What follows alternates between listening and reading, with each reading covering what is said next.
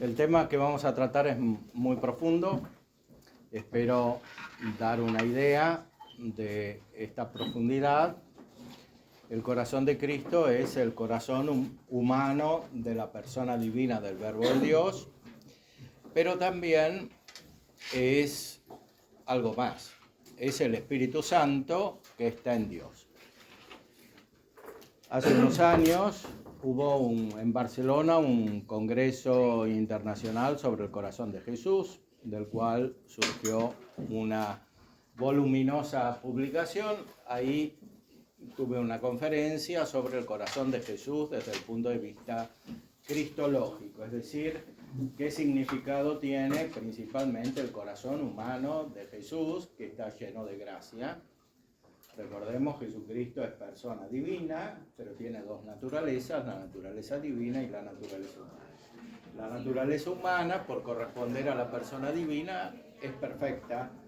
Por eso ya desde la Sagrada Escritura y desde el magisterio de la Iglesia se dice que Cristo es hombre perfecto, y esa perfección, en primer lugar, se ve en su plenitud de gracia y después en la integridad de toda su naturaleza, que contiene toda la perfección de lo humano, porque es una naturaleza que existe con el ser divino y no simplemente con un ser humano como es nuestra naturaleza. Esto es un gran misterio, como una persona divina, el mismo creador del universo, el que subsiste eternamente en tres personas, el Padre, el Hijo y el Espíritu Santo, puede ser hombre como nosotros, puede tener una naturaleza humana. Esto está en el centro de nuestra fe, porque tiene esa naturaleza humana, tiene un corazón humano que es su afectividad espiritual, su afectividad sensitiva, y esa está llena de gracia. Pero hoy nos vamos a referir a la raíz del corazón humano de Jesús, que nosotros especialmente veneramos en la devoción al Sagrado Corazón. Y esta raíz está en la vida trinitaria de Cristo. Dios es Padre, Hijo y el Espíritu Santo, tres personas distintas en un solo Dios verdadero. A partir de aquí podemos percibir cómo la afectividad de Jesús, la afectividad humana de Cristo, su voluntad espiritual y todos sus afectos tienen una raíz que no es solamente humana, sino que es la presencia del Espíritu Santo en la persona divina de Jesús. En la teología trinitaria hay una enseñanza, una doctrina acerca de la compenetración recíproca de las personas. En latín se utiliza el término circumincesión, circuminquesio o circumincesio, y en griego perijóresis, que quiere decir que una persona está en la otra. Y la devoción al Sagrado Corazón de Jesús nos hace percibir un aspecto de esta comunión de las personas en la Santísima Trinidad. De esta manera nos introducimos en algunos puntos principales que desarrollaré brevemente por la limitación que tenemos en esta conferencia, y son los siguientes: el Espíritu Santo, corazón de Cristo y de la Iglesia. Aquí tenemos otro gran misterio. La Iglesia es el cuerpo de Cristo, que es uno solo. Y por eso la Iglesia, nos enseña Santo Tomás, es una persona mística, siguiendo las enseñanzas de San Agustín. Una persona mística. Una persona quiere decir una totalidad, una substancia que subsiste, es decir, que es en el sentido principal,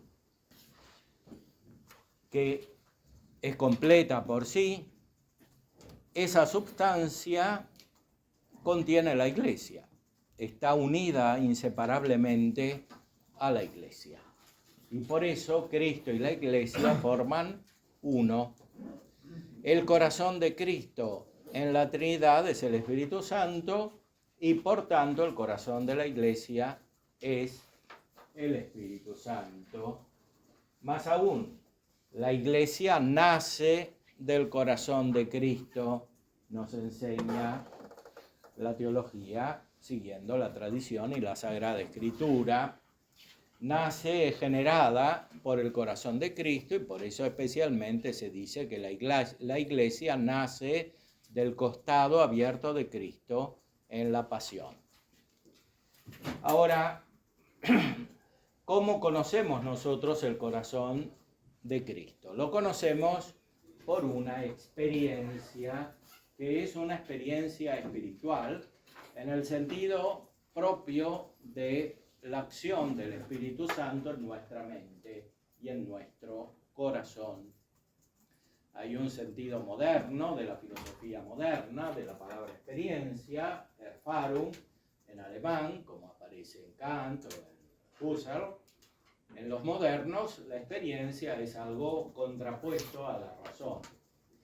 En cambio, en el sentido más tradicional y sobre todo en el sentido teológico, la palabra experiencia indica una profunda operación espiritual. Más aún, cuando es perfecta esta experiencia, es una operación sobrenatural, una operación que supera la naturaleza humana. Ya en la naturaleza tenemos una cierta experiencia, ¿no? Cuando entendemos que entendemos. Y cuando queremos, entendemos que queremos. Y así, derivadamente, entendemos todas nuestras operaciones por un acto directo. No es solamente una reflexión racional, una deducción, un razonamiento filosófico. Percibimos nuestras propias operaciones y en esas operaciones percibimos también nuestra alma, que es la fuente de esas operaciones. Por supuesto, no podemos dar una definición, ni podemos demostrarla, etcétera, de esa manera, pero hay una percepción que es una cierta experiencia natural. Pero esta experiencia natural es muy imperfecta. De hecho, ni siquiera los filósofos la pueden describir adecuadamente y sobre todo la filosofía moderna, como dijimos, la desconoce y reduce la experiencia a algo meramente sensitivo y pasional. En cambio, en la doctrina más fecunda de la tradición filosófica y teológica, encontramos que la experiencia no solamente puede tener una base natural, sino que es perfeccionada en el orden sobrenatural. Y esto sucede especialmente cuando tenemos la gracia santificante o la gracia gratum faciens, que quiere decir la gracia que hace que seamos agradables a Dios, que estemos en comunicación con Dios. Para ser agradables a Dios tenemos que no solamente ser el objeto del amor de Dios, sino que también nosotros tenemos que tener el amor a Dios, que es lo que produce la amistad. La amistad por naturaleza es deleitable. Entonces, Dios se deleita con nuestra amistad y nosotros nos deleitamos con la amistad divina. Y esto funda una profunda experiencia cuya fuente última es el Espíritu Santo. Por eso se denomina experiencia espiritual y esta experiencia está en el centro de toda la vida cristiana.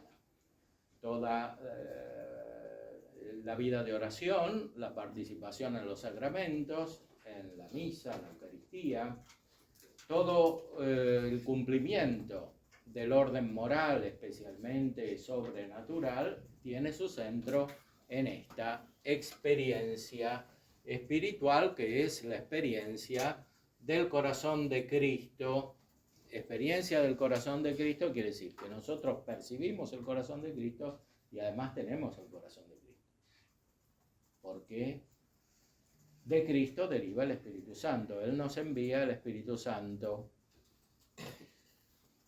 Por eso no hay conocimiento del Verbo, de la persona divina, del Hijo de Dios, si no se conoce su corazón. Porque, como veremos en un texto muy importante de Santo Tomás, el Verbo, dice en la Suma Teológica, no es una palabra cualquiera, no es un concepto cualquiera, sino una palabra, un concepto, un verbo que inspira amor, es decir, que está inseparablemente unido al amor. Y por eso en el símbolo, en la profesión de la fe, nosotros decimos que el Espíritu Santo procede del Padre y del Hijo, es decir, no solamente del Padre, sino también del Hijo. El Padre genera el Hijo y el Padre junto con el Hijo hacen proceder el Espíritu Santo. Por eso el Espíritu Santo es inseparable del Verbo de Dios. No se puede conocer al Verbo de Dios sin conocer al Espíritu Santo y al Padre, y no se puede conocer al Espíritu Santo sin conocer al Verbo de Dios. Esta relación está rota cuando se pierde la experiencia espiritual, que es lo que describimos anteriormente respecto de la filosofía moderna, especialmente idealista y sus derivados. El conocimiento del Verbo entonces implica conocer su corazón, especialmente en su raíz trinitaria, que es el Espíritu Santo. Este conocimiento funda toda la vida de la Iglesia. La vida de la Iglesia contiene una experiencia espiritual comunitaria, porque el Espíritu Santo no solamente viene a nuestra persona, especialmente a nuestro corazón, sino que une los corazones, produce una comunión. Por eso atribuimos especialmente, apropiamos especialmente la caridad a la acción del Espíritu Santo. Toda la verdadera experiencia espiritual de la Iglesia está producida por la acción del Espíritu Santo. Por eso San Pablo dice que la caridad, que es el reflejo inmediato del Espíritu Santo y por la cual podemos conocer más inmediatamente al Espíritu Santo, es el vínculo de la perfección, es decir, es la conexión que produce la perfección en los cristianos, que son el cuerpo de Cristo que, como dijimos, nace de la presencia del Espíritu Santo. Y por eso, especialmente el Evangelio es conocimiento del corazón de Cristo. El Evangelio no es una doctrina más, no es otro razonamiento, no es simplemente una filosofía nueva y superior, sino que es una vida espiritual en el sentido de la presencia misteriosa del Espíritu Santo. Y por eso, para entender la vida espiritual, hay que referirla a la experiencia del corazón de Cristo, como hemos indicado. Veamos algunos textos, principalmente de Santo Tomás y complementariamente del magisterio de la Iglesia y de la tradición, para indicar con precisión los puntos que hemos adelantado. En primer lugar, respecto del Espíritu Santo, que es corazón de Cristo y de la Iglesia.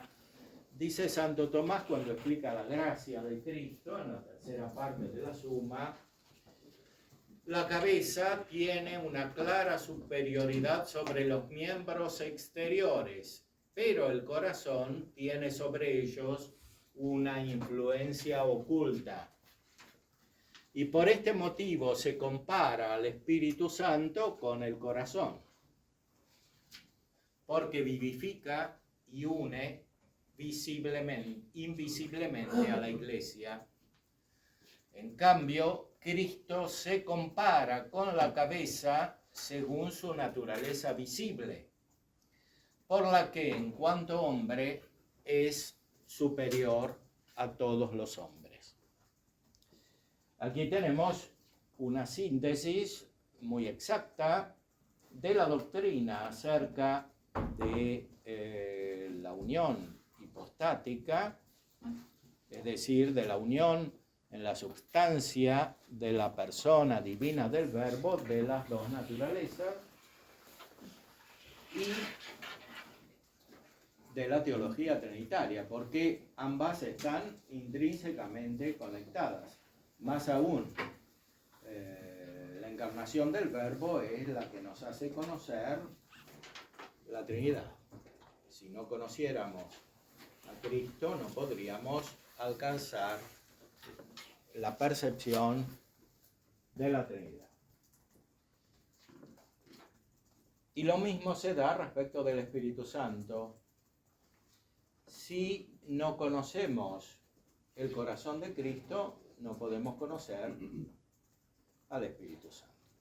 Y todavía más, si no conocemos a la Iglesia, tampoco podemos conocer a Cristo y no podemos conocer la Santísima Trinidad. Por eso los misterios de la fe están conectados. San Pablo usa una expresión muy exacta, analogía fidei, la analogía de la fe. Analogía tespisteos, que quiere decir que los misterios de la fe están conectados entre sí, como cuando en filosofía hablamos del conocimiento analógico de Dios, estamos indicando que entre los efectos y la causa hay una conexión. En el orden sobrenatural esta conexión es todavía más profunda, porque de algún modo misterioso refleja la conexión de las personas divinas, que no es como la conexión entre las sustancias creadas. Lo más profundo que se puede decir respecto de esa conexión lo dijo Dionisio en el libro de los nombres de Dios, cuando hablaba de la amistad entre las cosas. No solo Dios establece la justicia, sino también la amistad entre las cosas. Esa amistad tiene su origen en Dios. Pero aquí se va al fundamento de esta amistad, que es la presencia recíproca. Una presencia recíproca de las personas que por la naturaleza no podemos conocer. La creación, las cosas creadas son insuficientes para mostrar las personas divinas y su conexión recíproca. En este texto, entonces, Santo Tomás une los misterios. Y la devoción al corazón de Jesús es profundamente teológica en este sentido. No es simplemente algo afectivo, como reducido a un carácter sentimental. La devoción al corazón de Cristo es profundamente teológica si la entendemos con la ayuda de la gran tradición. Veamos ahora otro texto referido a la Iglesia que nace del corazón de Cristo. Aquí la referencia es el Papa Pío XII, que sigue fundamentalmente a Santo Tomás en su magisterio, conecta el misterio del corazón de Cristo con la maternidad, divina de María, que es madre espiritual de los miembros de la Iglesia. O sea, la Virgen María nos hace conocer de una manera especial el corazón de Cristo y por tanto el espíritu del divino Redentor que, otorgado ya en la cruz, se comunica en prodigiosos dones a la Iglesia recién nacida el día de Pentecostés. Ella, etcétera, soportando los dolores, cumplió lo que resta que padecer a Cristo en sus miembros. Todos nosotros estamos unidos a Cristo porque formamos una persona mística y por eso, como gozamos con Él, sufrimos con Él. Y principalmente la Virgen María, que es aquella que principalmente está unida a Jesucristo, no solo por su maternidad, sino por su plenitud de gracia. El Espíritu Santo, entonces, produce tantos dones y prodigó al cuerpo místico de Cristo, la Virgen María, nacido del corazón abierto de nuestro Salvador, el mismo materno y cuidado y la misma intensa caridad con que calentó y amamantó en la cuna al tierno niño Jesús. Esta es una derivación de la contemplación del corazón de Cristo en el orden eclesiológico, en el cual la Virgen María es aquella que está por encima de todos, es reina de los ángeles y reina de los hombres, o sea, es la santa más santa, es más santa que todos los ángeles, y por eso muestra de una manera especial el significado del corazón de Cristo y de su nacimiento del Espíritu Santo. Ahora, ¿cómo nace el corazón de Cristo del Espíritu Santo? Nace de muchas maneras, nace ya en la encarnación, porque el cuerpo de Cristo, justamente en la Virgen María, fue formado por virtud del Espíritu Santo. Entonces, es un cuerpo que de alguna manera manifiesta todo su corazón y por eso tiene una sensibilidad superior, una sensibilidad que no solo permite una ciencia perfecta, la ciencia infusa, sino que también permite la visión beatífica misteriosamente. En nosotros no la permite, en Cristo sí. Prodigó al cuerpo místico de Cristo, nacido del corazón abierto de nuestro Salvador, etc. Y aquí está citado un texto de la tradición que corresponde a un himno de la liturgia de las horas, las primeras vísperas de la solemnidad del Sagrado Corazón de Jesús. Y en ese himno se dice así: excorde schizo schizo ecclesia Cristo iugata nascitur. Desde el corazón abierto o dividido o herido, nace la Iglesia unida esponsalmente a Cristo. El latín tiene una fuerza expresiva muy grande y muy precisa. En pocas palabras se dice mucho. Del corazón dividido, herido de la Iglesia, nace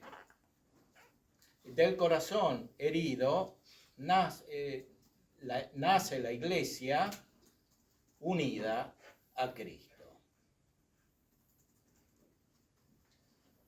De esta manera se comprende que la experiencia del corazón de Cristo puede ser el centro de la vida cristiana. Y aquí nos referimos a un texto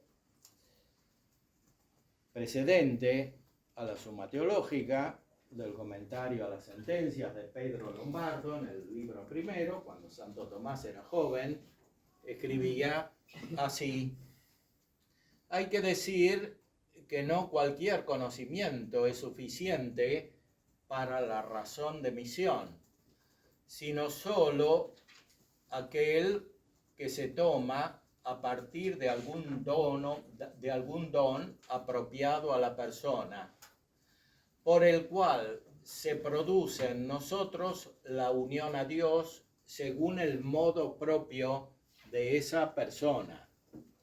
Esto es por amor, cuando el Espíritu Santo es dado. Por eso este conocimiento es como experimental. Hay un conocimiento experimental, que es el conocimiento principal que funda no solo toda la teología, sino todo el cristianismo.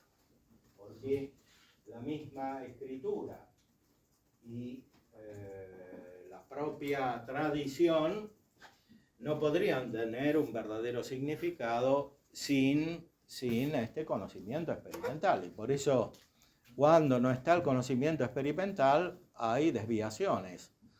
Tanto cuando el pensamiento pretende apoyarse sobre la escritura, pensemos en los protestantes, como cuando pretende apoyarse sobre la tradición. Hay desviaciones también en ciertas formas de tradicionalismo.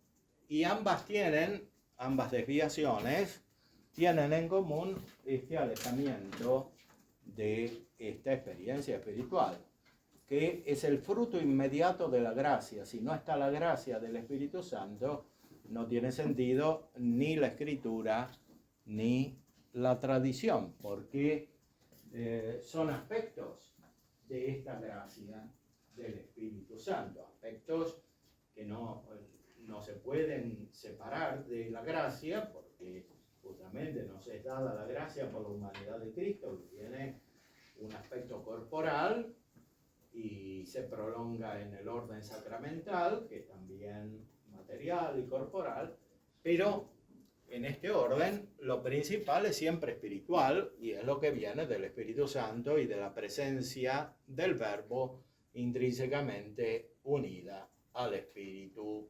Santo. Pero lo que expresa aquí Santo Tomás es más todavía, es decir, nosotros percibimos de algún modo la Trinidad por medio de actos que se configuran a la Trinidad. Por eso San Agustín, que es el gran maestro de la teología trinitaria en Occidente, en la cultura latina, decía que la imagen perfecta de la Trinidad en nosotros se da cuando la memoria, el intelecto y la voluntad se configuran a la Trinidad realizando los actos que alcanzan la Trinidad. La memoria al Padre, el intelecto al Hijo y la voluntad al Espíritu Santo. Estas operaciones no se producen simplemente como en el orden natural, sino que hay una modificación en el sentido de una configuración, una medida respecto de las personas de la Santísima Trinidad. ¿Por qué se habla aquí de misión? Porque nuestra mente es incapaz de conocer en esta vida directamente la Santísima Trinidad. Por eso creemos, y la fe es oscura, es una unión al modo de un conocimiento con la Trinidad, pero un conocimiento sobrenatural. Es decir, un conocimiento que no solo no es conceptual, sino que ni siquiera es metafísico. Es más que metafísico. Pues ya en la metafísica se superan los conceptos. Pero aquí no alcanza la metafísica. Es necesario tener una unión directa. La metafísica se une con Dios indirectamente, partiendo de los efectos y llegando a la causa. Pero por la fe hay una unión directa con la Trinidad. Y como eso no supera, porque nosotros conocemos a partir de los efectos y además con la ayuda de los sentidos, necesariamente el conocimiento de la Trinidad es oscuro. Sin embargo, la Trinidad también produce efectos en nosotros. Al principio de la Suma Teológica, en la cuestión 1, Santo Tomás explica que hay dos tipos de efectos. Hay efectos de la naturaleza y hay efectos de la gracia. Y los efectos de la gracia no son simplemente una reduplicación de los efectos de la naturaleza. Hay un autor español del siglo XVI-XVII, Francisco Suárez, que decía que hay una doble ley natural, una ley natural de la naturaleza y una ley natural de la gracia. Bueno, esta concepción es reductiva. En realidad, los efectos de la gracia son intrínsecamente superiores a los de la naturaleza. Y aquí Santo Tomás explica por qué, porque producen una modificación de la mente, es decir, de los actos espirituales de la mente a la realidad divina.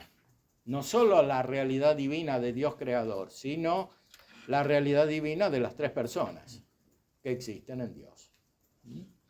Esa modificación de la mente en la persona humana, que tiene una unión sustancial entre alma y cuerpo, repercute también en las potencias afectivas y las configura a su vez. Lo que decía el Papa sobre la Virgen María se refiere justamente a esta configuración. Y radicalmente esa configuración está en el corazón de Cristo y está en la humanidad de Cristo y también en su corazón.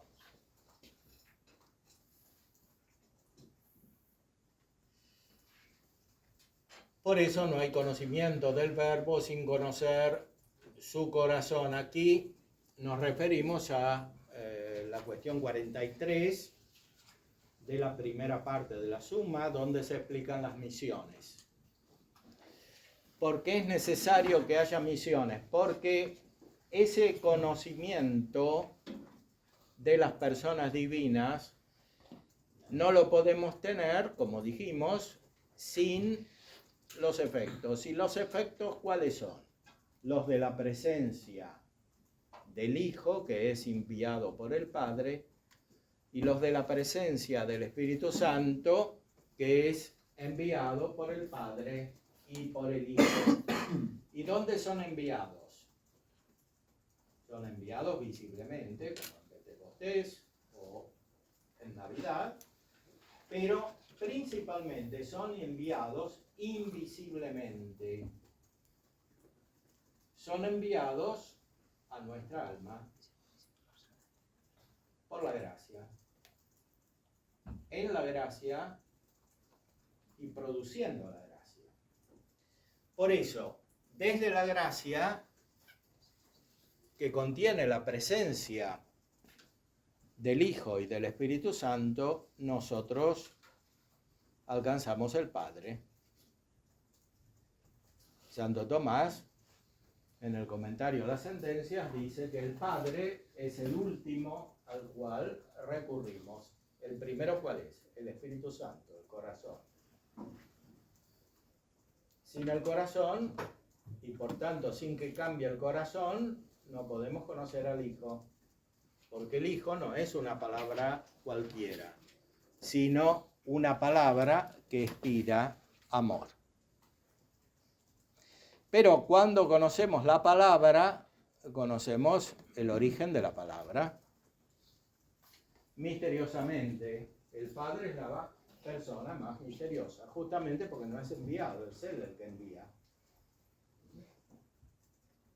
Aquí tenemos que recordar otra característica de nuestra mente, del conocimiento de nuestra mente, y es la doble vía de la cual habla Dionisio, una vía afirmativa y una vía negativa. en el libro de la jerarquía celestial, dice que las afirmaciones son inconsistentes y las negaciones son exactas. ¿Por qué esto es así? Porque en esta vida no podemos conocer la esencia de Dios directamente. Dios es infinito y nuestra mente es finita, como la de cualquier criatura, también la del más elevado de los ángeles.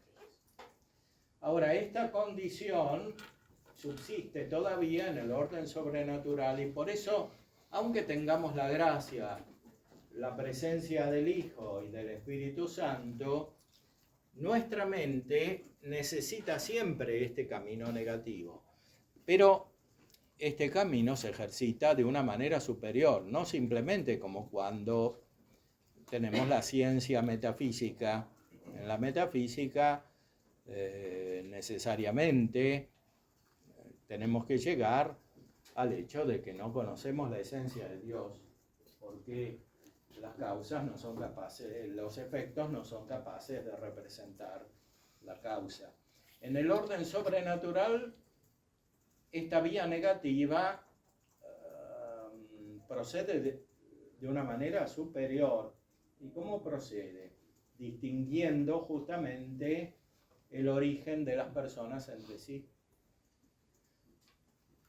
El Padre, ¿cuál es? Es el origen de todo, pero como no conocemos el origen de qué, tenemos que decir que es aquel que no tiene origen, es ingénito. Claro, conocemos al Hijo porque se encarnó, porque habló y porque percibimos la acción del Espíritu Santo, de su corazón, pero tampoco lo conocemos en sí, porque es persona divina, infinita, que procede al Padre, o sea, es igual al Padre. Que como no conocemos al Padre, no conocemos al Hijo. A pesar de que él mismo dijo, nadie conoce al Padre sino el Hijo, y aquel a quien el Hijo se lo quiera revelar. Pero ¿cuándo se da esta revelación perfecta? Solo en la vida eterna, en la beatitud. Aquí todavía tenemos un inicio de esa beatitud, que es la fe, que es oscura, como dijimos. Y por eso, ¿cómo percibimos al Hijo? Como distinto del Padre. Es aquel que nace del Padre. ¿Y cómo lo distinguimos del Espíritu Santo? No solamente porque percibimos los efectos del Espíritu Santo, porque decimos que el Espíritu Santo procede del Padre y del Hijo. Si no fuese así, lo explica Santo Tomás en las cuestiones precedentes, si no fuese así no podríamos distinguir la persona del Espíritu Santo. No podemos proceder solo por la vía afirmativa. Necesitamos también, en el orden de la vida trinitaria, la vía negativa. En sí no conocemos qué son cada una de las personas. Las conocemos relativamente. Y esa relación implica afirmación y también negación, mientras estamos en este mundo. Cuando veamos la esencia de Dios, no necesitaremos todo este procedimiento que nos resulta complejo y superior. En el artículo 5 de la cuestión 43, Santo Tomás explica que el Hijo no solamente tiene un cuerpo, es enviado visiblemente, sino que es enviado invisiblemente, como también lo es el Espíritu Santo. Respecto del Espíritu Santo hace la afirmación inversa, porque él se pregunta siempre lo que hace problema. Entonces, respecto del Espíritu Santo, que es claro que es espíritu y por tanto no tiene cuerpo, se pregunta si puede tener una misión visible, y efectivamente lo tiene en Pentecostés, por ejemplo. O cuando Jesús fue bautizado. Por la gracia santificante, toda la Trinidad habita en el alma. Como dice el Evangelio de Juan, acudiremos a Él y en Él habitaremos. Que la persona divina sea enviada por alguien por la gracia invisible, por una parte significa el nuevo modo de inhabitación de aquella persona y por otro su origen de otra persona. Por eso, como inhabitar por la gracia y proceder de otro les corresponde tanto al Hijo como al Espíritu Santo, tanto a uno como al otro les corresponde ser enviados invisiblemente. Y aun cuando al Padre le corresponda inhabitar por la gracia, sin embargo, no le corresponde proceder de otro y consecuentemente tampoco le corresponde ser enviado. El Padre está en nosotros por la gracia, o como dice Santo Tomás en otros textos, más bien estamos nosotros en el Padre, como nosotros estamos en el Hijo, justamente en la Iglesia, y como nosotros estamos en el Espíritu Santo, porque estamos en su corazón, que es el corazón del Hijo. El Padre es el más misterioso, es el último, al cual recurrimos. Y por eso los místicos, como San Juan de la Cruz, cuando hablan del Padre, explican la experiencia más profunda. Por ejemplo, en la llama de amor viva, la llama es el Espíritu Santo. Pero cuando está el Espíritu Santo, se conoce al Hijo, hay un toque. Y también se conoce al Padre, que es la mano blanda, pero es una mano blanda que es tan pesada que cuando te toca, te destruye, parece. En realidad no te destruye, te cambia.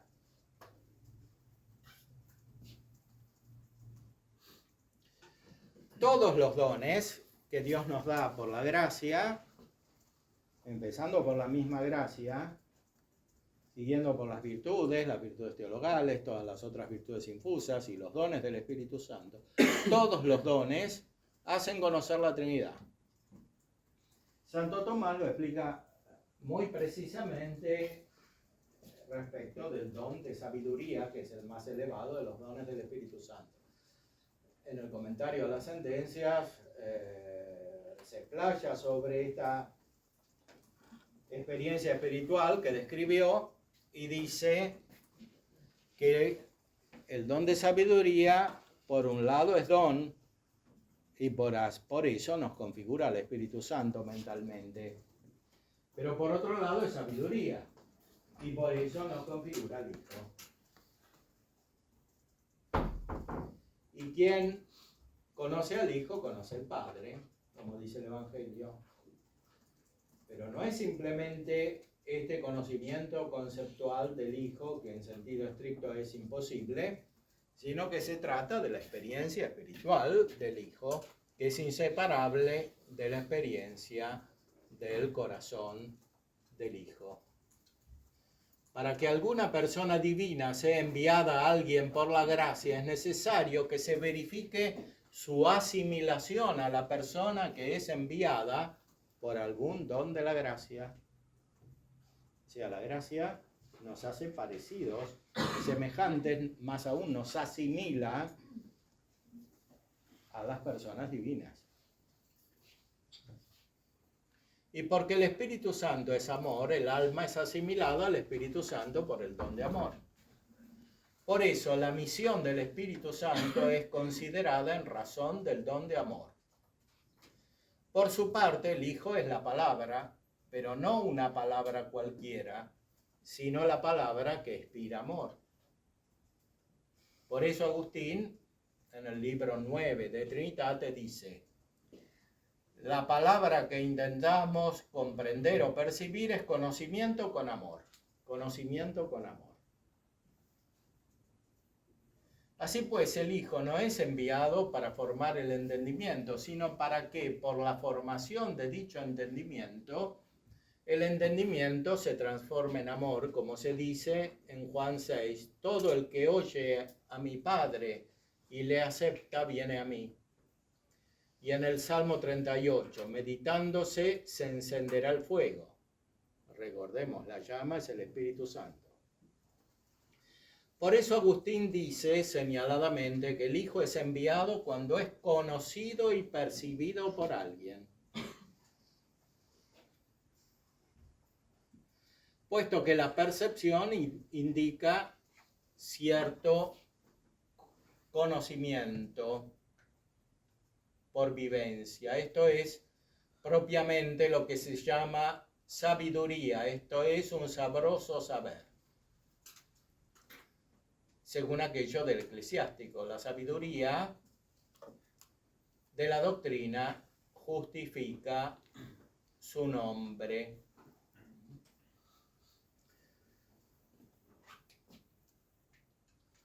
Como la misión implica el origen de la persona enviada y la inhabitación por la gracia, si hablamos de la misión en cuanto al origen, la misión del Hijo se distingue de la misión del Espíritu Santo, como la generación se distingue de la procesión.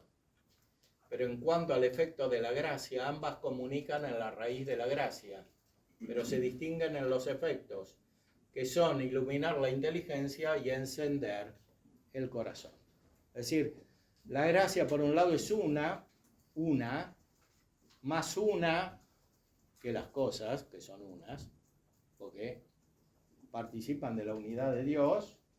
La unidad es un fundamento de toda la realidad. Tanto es así que para Aristóteles la metafísica no solo es ontología, es enología, estudio del uno. Pero aquí hay un acceso a la unidad más profundo que el de la metafísica.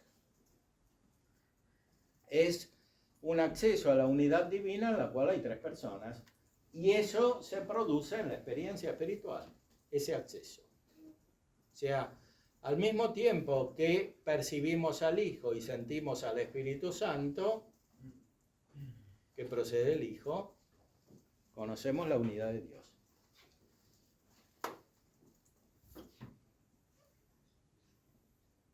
Resulta evidente de este modo que una no puede existir sin la otra, porque ambas requieren la gracia santificante y porque una persona es inseparable de la otra. Está claro que todo esto se prolonga en la vida de la Iglesia. Hemos hecho referencia a la tradición y a la escritura. El Concilio Vaticano II, que es fundamentalmente tomista, sigue la teología de Santo Tomás y la recomienda, nos explica que la tradición y la escritura que nos hacen conocer la revelación divina no podrían tener sentido, más aún no podrían crecer sin esta experiencia, sin esta experiencia espiritual, que es la experiencia de los santos. Dice, esta tradición que deriva de los apóstoles progresa en la Iglesia con la asistencia del Espíritu Santo, puesto que va creciendo en la comprensión de las cosas y de las palabras transmitidas. Ya por la contemplación y el estudio de los creyentes que las meditan en su corazón, ya por la percepción íntima que experimentan de las cosas espirituales, ya por el anuncio de aquellos que con la sucesión del episcopado recibieron el carisma cierto de la verdad. Es decir, la Iglesia en el decurso de los siglos tiende constantemente a la verdad divina hasta que en ella se cumplan las palabras de Dios. Es decir, la Escritura, la tradición y el magisterio son instrumentos para acceder a la revelación. Pero esta revelación no la podríamos alcanzar ni solo con la escritura entendida como texto, ni solo con la tradición entendida como liturgia, gestos, sacramentos y palabras, ni solo con el magisterio entendido como declaraciones, sin la experiencia espiritual, que es el fundamento de todo esto. Y aquello que permite captar el orden intrínseco entre los elementos que hemos descrito. De esta manera, el Evangelio no es simplemente el texto, como la tradición tampoco son gestos o modos de operar o palabras o costumbres. el fundamento es siempre la gracia. Santo Tomás lo explica en la cuestión 106 de la Prima Secunde. Dice el filósofo en el libro 9 de la Ética que cada cosa se denomina por aquello que en ella es principal. Ahora bien, lo principal en la ley del Nuevo Testamento y en lo que está toda su virtud es la gracia del Espíritu Santo, que se da por la fe en Cristo.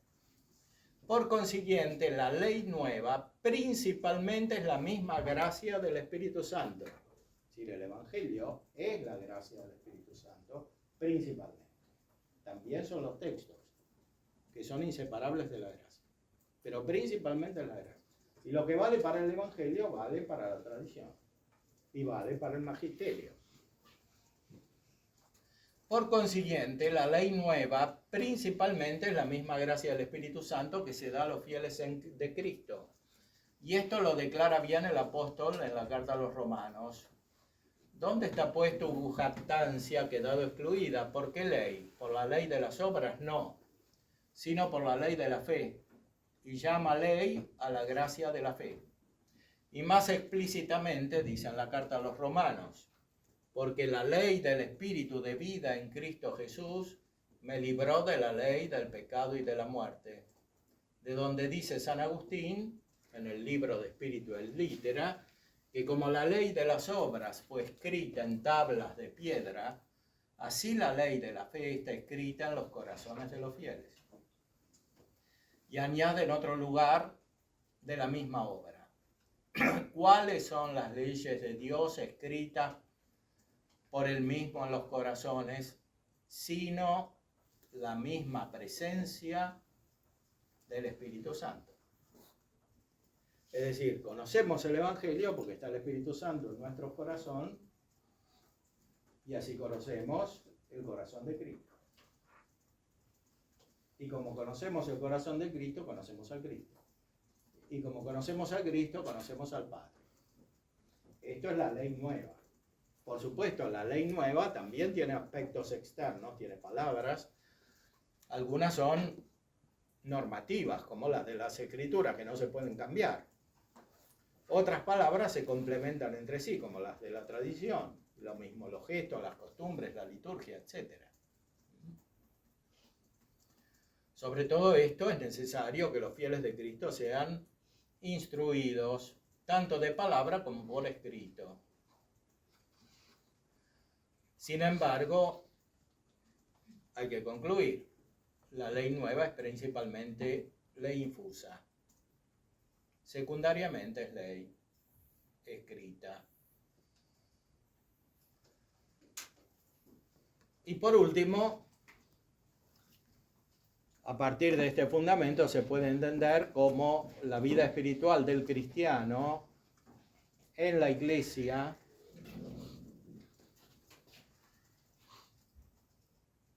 surge de la experiencia del corazón de Cristo.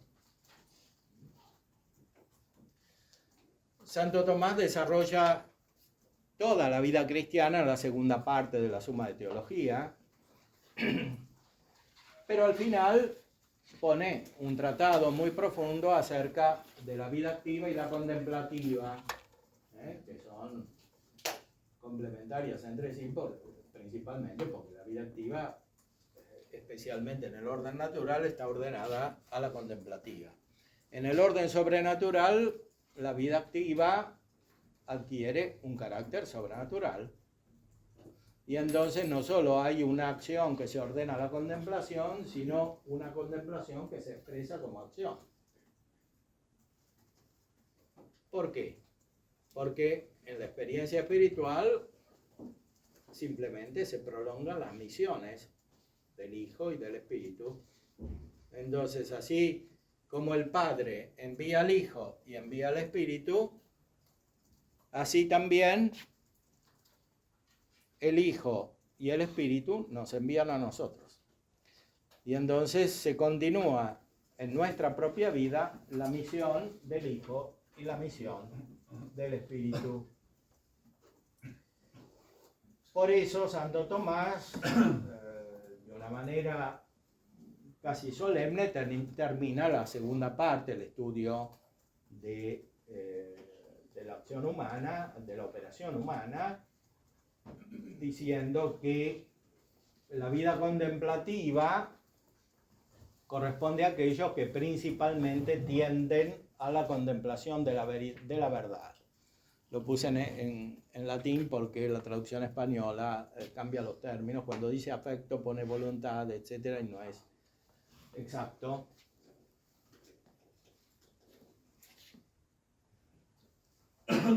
La de aquellos que principalmente intentan el conocimiento, la contemplación de la verdad. La intención es un acto de la voluntad, como se dijo, porque la intención se refiere al fin, que es objeto de la voluntad. Y por eso la vida contemplativa, en cuanto a la misma esencia de la acción, pertenece al intelecto. En cuanto a aquello que mueve a ejercer tal operación, pertenece a la voluntad que mueve todas las otras potencias y también el intelecto a su acto, como se dijo. Ahora, mueve la potencia apetitiva a contemplar algo o a mirar algo sensiblemente o inteligiblemente, cuando a veces por amor de la cosa vista, como se dice en Mateo 6, donde está tu tesoro, allí está tu corazón, y a veces por amor del mismo conocimiento que alguien alcanza por la inspección o la mirada. Y por eso Gregorio constituye la vida contemplativa en la caridad de Dios, en cuanto alguien por el amor de Dios se enardece para mirar, para contemplar su belleza, y como todos se deleitan cuando alcanzan lo que aman, por eso la vida contemplativa termina en el deleite, que está en el afecto, a partir del cual se entiende también el amor. Es decir, hay una profunda compenetración entre el afecto y el conocimiento. Esta compenetración tiene su origen, como hemos visto, en la unión entre el Hijo y el Espíritu Santo, y se recibe en la Iglesia de un modo personal por las misiones invisibles del Hijo y del Espíritu en nuestra mente, y de un modo comunitario porque la Iglesia nace del corazón de Cristo, que es el Espíritu Santo. Y por eso en la vida cristiana la perfección está en la contemplación, pero no simplemente en la contemplación filosófica, en la contemplación natural, en la cual fundamentalmente la vida afectiva, incluso la de la voluntad, está subordinada a la inteligencia, sino que en la contemplación perfecta, el amor, la voluntad y también el afecto, porque se deriva también a la sensibilidad, como hemos visto, están intrínsecamente unidas a la inteligencia, al conocimiento intelectual. ¿Por qué? Simplemente porque eso es lo que constituye la beatitud. La beatitud no es otra cosa que el conocimiento que Dios tiene de sí mismo en la vida trinitaria. El conocimiento que tiene cada una de las personas, no solo de la esencia divina, sino de las mismas personas. Cada una conoce las otras. Y ese conocimiento es superior al que podemos tener percibiendo la distinción de las personas humanas, lo cual se hace principalmente por el intelecto, sino que necesariamente requiere la transformación o la asimilación del amor. Porque Dios es amor. Y el Espíritu Santo es el amor. Entonces no se conoce a Dios sin tener ese amor. Esa transformación produce en nosotros la presencia de la vida trinitaria. Perfectamente en la beatitud y en estado imperfecto y como un camino, como un inicio en esta vida.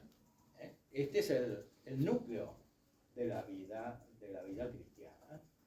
Esto es lo principal. Todo lo demás es como un accesorio instrumental respecto de este núcleo, que es un núcleo espiritual.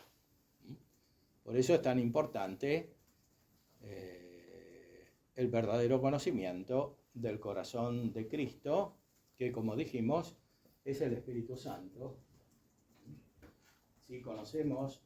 Si recibimos el Espíritu Santo, conocemos a Cristo. Y si conocemos a Cristo, conocemos al Padre.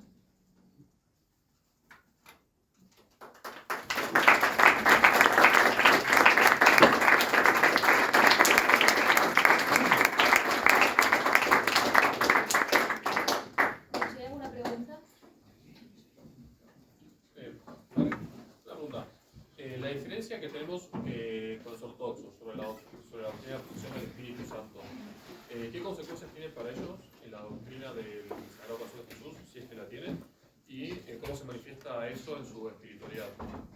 Sí, hay una diferencia importante, o sea, no es un detalle lo que nos separa de los ortodoxos, aunque ellos a veces tienden a minimizar la diferencia, pero es una diferencia muy importante porque implica una configuración diferente de la experiencia espiritual y finalmente de la vida de la Iglesia, que nace de esa experiencia espiritual. Por ese motivo, en la Iglesia latina se desarrolla la mística, el conocimiento místico de una manera muy profunda que corresponde especialmente a la percepción de la Trinidad, como se ve en el ejemplo de San Juan de la Cruz. Y también se desarrolla el aspecto eclesiológico de una manera muy precisa. Ahora, por supuesto que hay peligros en la concepción latina y hay peligros en la concepción oriental. En la concepción latina, el peligro principal es subrayar la humanidad de Cristo de manera tal que nos olvidemos de la divinidad y, por tanto, de la vida trinitaria, y que ese olvido transforme la vida cristiana en una especie de nueva vida humana, de nuevo humanismo. Y en la iglesia ortodoxa el peligro es una especie de espiritualismo que termina por no ser auténtico, olvidándose de la encarnación del Verbo, por lo menos en la experiencia espiritual.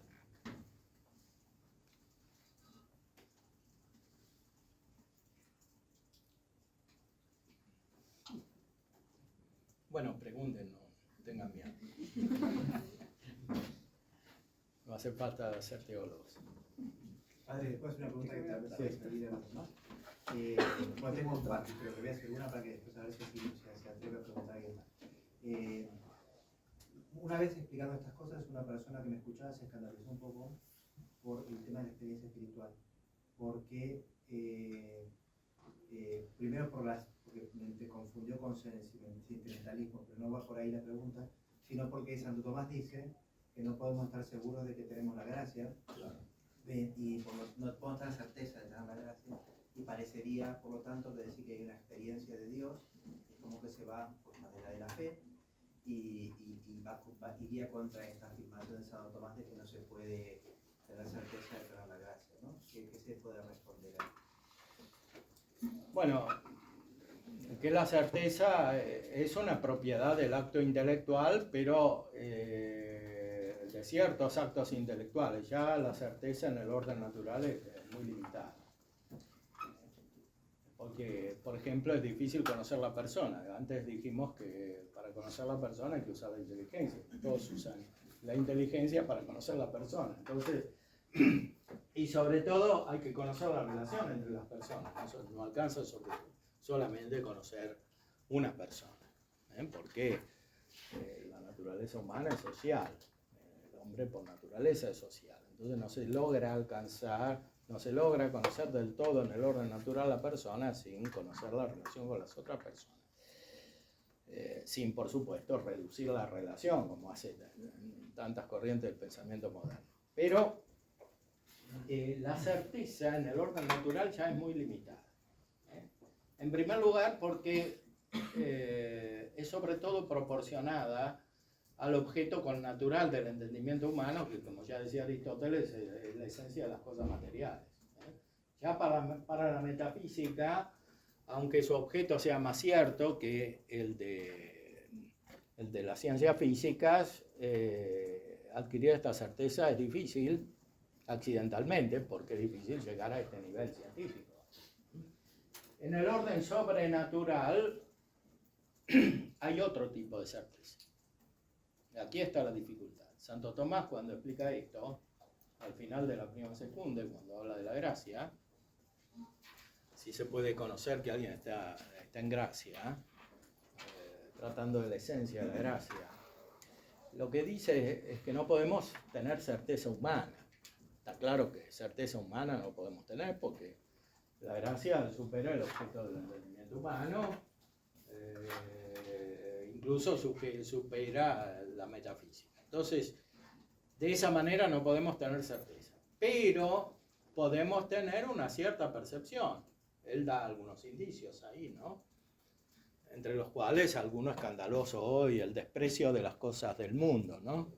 O sea que uno percibe interiormente que tiene desprecio de las cosas del mundo.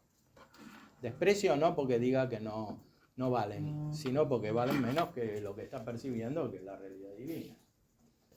Desprecio de las cosas del mundo, no tener conciencia de pecado mortal. Bueno, eso sí, se puede tener certeza de que uno hace pecado mortal hasta cierto punto, pero ¿por qué? Porque el pecado lo hace siempre el sujeto, humanamente.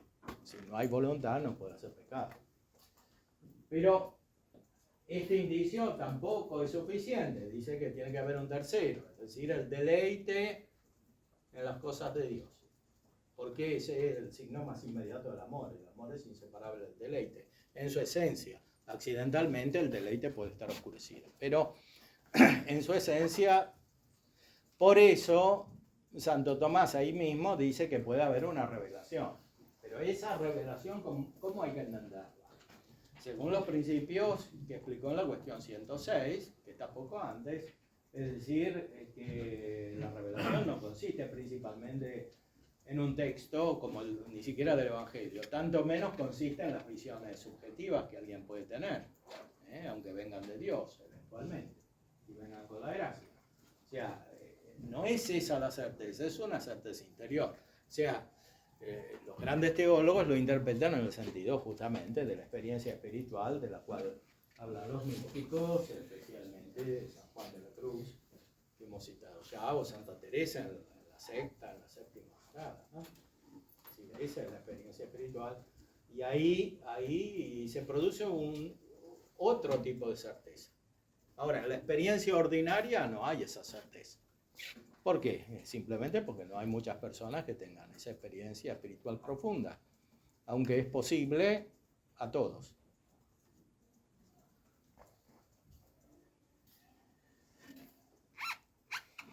¿A qué se refería cuando le ha contestado en la primera pregunta? En la Iglesia Latina, uno de los errores cometidos es el realzar la naturaleza humana de Cristo. Sí. ¿Qué desorden espiritual, en el orden natural podemos apreciar de este riesgo? Bueno, o sea, percibir la humanidad de Cristo en sí no es un desorden porque es una verdad. O sea, el verbo efectivamente se hizo carne y hubo herejías de todo tipo que negaban la humanidad, en la antigüedad y también en la modernidad. Por ejemplo, el idealismo, la filosofía hegeliana y otras reducen la divinidad a una especie de proceso dialéctico en el cual desaparece la humanidad y especialmente la humanidad de Cristo, ¿no? Entonces, hay que subrayar la humanidad de Cristo, pero por el influjo de la filosofía moderna, de raíz nominalista y empirista, existe el peligro de una oscilación dialéctica. Así como se va hacia el idealismo, se va hacia una especie de empirismo de distinta naturaleza. Un empirismo que se reviste de carácter sobrenatural y que muchas veces se identifica con una especie de humanismo, como en la teología de Rahner o en la doctrina de Maritain.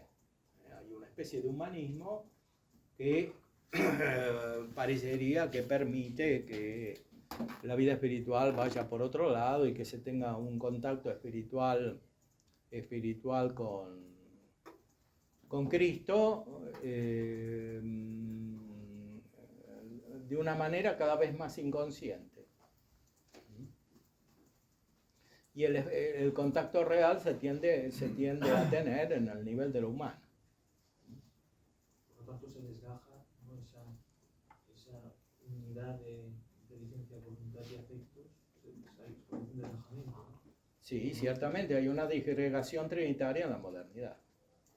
Esa disgregación trinitaria es como dice von Balthasar, una inversión trinitaria. En la inversión trinitaria viene primero la acción, después el conocimiento y después la sustancia. Es decir, al revés de lo que sucede en la Trinidad. O sea, del Padre surge el Hijo al modo del conocimiento y del Hijo surge el Espíritu Santo. Y Freud hace lo mismo con su concepción psicológica. Tiene una inversión trinitaria. En Freud, que tiene un carácter más afectivo y volitivo, a pesar de ser racionalista, el último acto es matar al Padre, ¿no? O sea, ahí también se da vuelta a la Trinidad y el Padre sí es conocido negativamente, pero porque se lo quiere matar, ¿no? Eliminar, el Hijo se pone en el lugar del Padre y eso por una especie de fuerza ciega que corresponde inversamente al Espíritu Santo, ¿no? Entonces, esa inversión trinitaria está muy presente en la espiritualidad o pseudo-espiritualidad moderna, porque en el fondo el hombre no puede vivir sin mística, porque ya hay una mística natural. La inteligencia es algo divino, dice Aristóteles. Entonces, por naturaleza el hombre tiende a la mística. Cuando no está la verdadera mística, hay una mística deformada y muchas veces una mística diabólica, porque el corazón también se configura. Así como lo configura el Espíritu Santo, como hemos dicho antes, incluso en el orden de las potencias sensitivas, la acción diabólica produce un efecto inverso. También en estas potencias y sobre todo en estas potencias, pero esto incluye en la inteligencia y la voluntad y produce una experiencia distorsionada. Sí. Y en relación a cuando he citado a Rahner y a Maritain. Maritain, sí. Bueno, en Rahner el problema es la relación entre naturaleza y gracia. O sea, no se ve la superioridad de la gracia y esto por el influjo de las filosofías modernas de raíz nominalista y empirista, a través de un proceso complejo que pasa por Kant, por Hegel y por Heidegger. Y especialmente el influjo de Heidegger produce una especie de inicio en coacción de una experiencia diferente. Porque en Heidegger la verdadera experiencia espiritual está reemplazada por otra experiencia que se manifiesta en la angustia. El ser aparece en la angustia. Y eso es especialmente notable en Heidegger, que era religioso, era un jesuita en su juventud, era un novicio jesuita, entonces era católico y estudió incluso la escuela, etc. Entonces, evidentemente Heidegger iba a misa todos los días, rezaba. Entonces, cuando eso cambia, se cambia una filosofía por otra, se produce otra experiencia. Y algo semejante pasa en Hegel. Hegel probablemente se convirtió al catolicismo cuando era joven. Primero ingresó en una especie de seminario protestante, después se convirtió al catolicismo, después se alejó y hizo una experiencia nueva que es una experiencia de una mística dada vuelta. O sea, no hay filosofía profunda sin mística. La filosofía sin mística es siempre superficial. La filosofía profunda es siempre con mística. Si no es esta mística de la cual hemos hablado, es otra mística. Pero alguna mística aparece. Salvo que uno tenga miedo de la mística, ¿no? Por ejemplo, Kant y Hegel Kant y Husserl tienen miedo de la mística. Entonces, para eliminar la mística, elimina toda la metafísica Kant. Y Husserl dice que la Erfahrung, la experiencia, es una cosa muy peligrosa. Es un término muy peligroso. Porque algo percibe.